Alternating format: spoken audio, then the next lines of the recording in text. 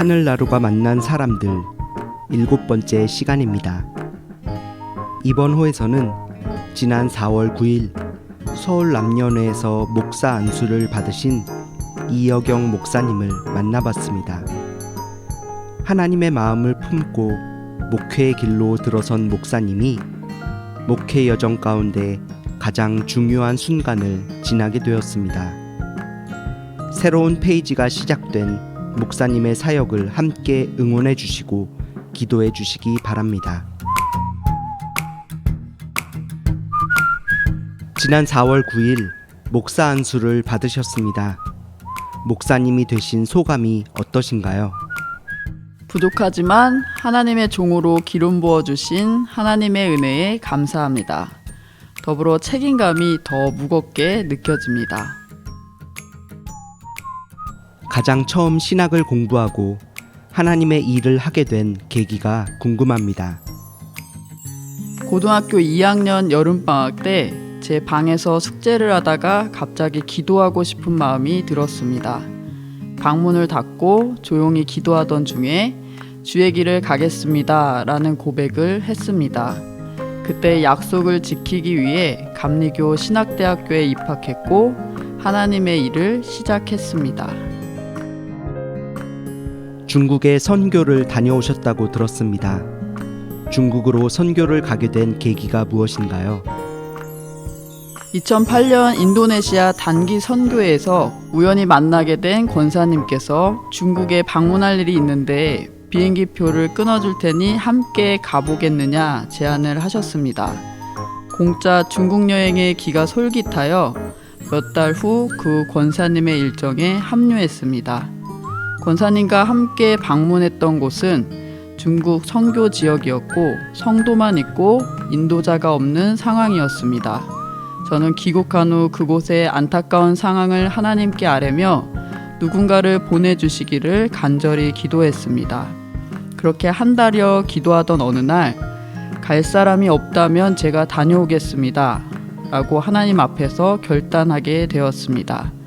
이 결단을 한 후 순조롭게 중국 선교의 길이 열렸고 약 3년을 중국에서 지내다가 한국으로 돌아왔습니다. 중국에서의 선교 활동을 소개해 주시기 바랍니다.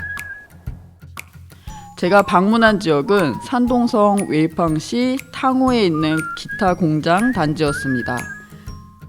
중국에서는 기술을 배우기 위해 청년들을 취업 연수생으로 1년간 2명씩 한국 공장에 보냈습니다. 이렇게 해서 한국에서 기술을 배워간 중국 청년들이 10명이 되었고 한 마을에 사는 청년들이었습니다. 이 청년들을 한국 공장 내의 구내식당 사장님께서 자신의 자녀들과 같이 돌보셨고 전도하셨습니다. 구내식당 사장님은 주안장로교회 영남구역 정달순 권사님이십니다. 권사님의 전도로 청년들은 모두 세례를 받고 중국으로 돌아갔습니다. 한 마을에 살고 있던 청년들은 결혼하고 아이를 낳아 커다란 신앙 공동체를 이루었습니다. 저는 한국 공장을 통해 취업 비자를 받아 중국으로 떠났고 평일 오전에는 중국의 공장 사람들과 같이 기타 만드는 일을 했습니다.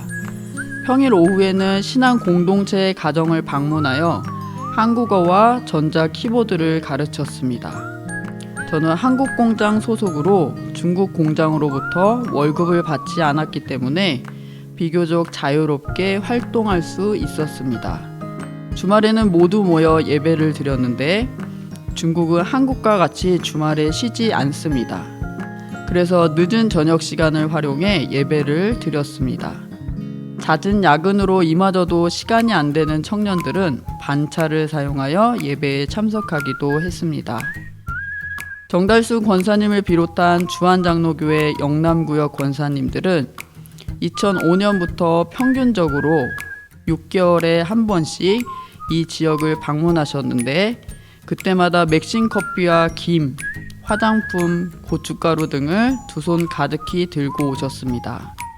이 물품들과 현지에서 직접 담근 김치로 교류가 적었던 청년들의 가족들과 정기적으로 교제를 나누었고 차츰차츰 예수님의 이름을 들어보지 못한 이웃들에게 예수님의 이름을 알리게 되었습니다. 한국에 돌아올 무렵 그동안 예배를 드리고 모임을 가져왔던 건물의 임대 기간이 끝나감을 알게 되었습니다. 이 순간을 대비해 건축 헌금을 모으고 계셨던 영남구역 권사님들의 헌신으로 땅을 사고 그 위에 건물을 지었습니다. 땅을 사고 건물을 완공하기까지 1년 6개월이라는 시간이 흐른 것 같습니다. 이 신앙 공동체는 제가 한국으로 돌아온 2013년 이후에 중국인 목사님께서 방문하셔서 여전히 예배를 드리고 있으며 현지인 가정의 열매들을 맺고 있습니다. 한중 어린이 연합 성경학교 개최의 비전을 품으셨다고 들었습니다. 그런 비전을 갖게 된 이유가 무엇인가요? 대학교를 휴학했을 때 6개월간 핸드폰 생산 공장에서 아르바이트를 한 적이 있습니다. 그 공장은 관리직 외에는 모두 외국인들이었습니다. 필리핀, 중국, 베트남, 인도네시아. 너무나 당연한 것을 그때 깨달았습니다. 하나님께서는 외국인도 사랑하시는구나. 외국인을 접할 일이 많지 않았던 저는 외국인에 대해서도 관심이 없었습니다. 그러나 그 깨달음 후에 관심을 갖게 되었습니다. 그래서 중국행을 결심하기가 쉬웠을지도 모르겠습니다. 중국의 시진핑 주석 이후 중국 선교가 더욱 어려워졌습니다. 그러나 우리가 가지 못하면 예수님을 만나 동네 사람들에게 와서 보라 외쳤던 여인처럼 중국 땅에 있는 사람들을 부르면 됩니다. 우리가 드리는 예배, 누리는 문화가 대단한 것은 못 될지라도 성령님께서 일하고 계시기에 중국 땅의 어느 어린이에게는 예수님과의 만남을, 또 다른 어린이에게는 인생의 비전을 제시할 것이라 믿습니다. 어느 때에 이루어질지 모르지만 우리 한국의 아이들은 새로운 만남을 통해 저와 같이 하나님의 사랑을 깨닫고 선교에 대한 관심을 갖게 되기를 소망해 봅니다. 꼭 외국이 아니더라도 어렸을 때의 경험을 통해 우리 사회의 정치, 경제, 문화, 교육 분야를 선교지로 삼아 하나님의 나라를 확장해 나가는 어른으로 성장하기를 기도해 봅니다. 물레동교회 성도들에게 한 말씀 부탁드립니다. 그러나 우리의 시민권은 하늘에 있는지라. 빌립보서 3장 20절 말씀입니다. 빌립보는 금강이 많은 지역으로 부유했고 전략적 요충지로 로마의 식민지가 되었습니다. 사도 바울이 복음을 전했을 당시 빌립보 시민들은 로마의 시민이 되어 로마의 특권을 누리며 살았습니다. 그들이 누리고 있는 것들은 빌립보 교회 교인들이 보기에 행복해 보이고 부러워할 만한 것이었기에 바울은 빌립보 교회 교인들에게 자신들에게는 로마 시민권보다 더 좋은 하늘나라 시민권이 있음을 가르쳐 줍니다. 그리고 그들의 마침은 멸망이기에 하나님의 마음을 품은 자로서 바울 자신은 그들을 향해 눈물을 흘린다고 말합니다. 중국에서 몇 차례 이사했는데 딱히 이동수단이 없었던 저는 오토바이로 수차례 짐을 옮겼던 적이 있습니다. 필요하다고 생각되어 구매했던 물건들이 얼마나 짐이 되었는지 모릅니다. 중국에서 한국으로 돌아올 날들을 기다리며 깨달았습니다. 우리의 인생은 돌아갈 곳이 있는 나그네 여정이라는 것을. 그것은 하나님 나라입니다. 나그네 길에는 아무리 값진 금은보화라 하더라도 짐이 됩니다.